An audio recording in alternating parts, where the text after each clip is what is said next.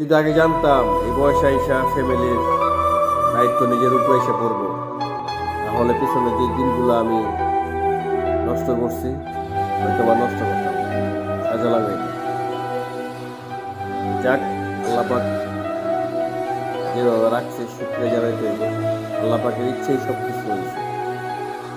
একটা পুরুষ তখনই বুঝে যখন তার উপরে ফ্যামিলির দায়িত্ব আসে, সন্তানদের দায়িত্ব আসে, তখনই একটা পুরুষ দায়িত্ব শুরু হয়ে যায়।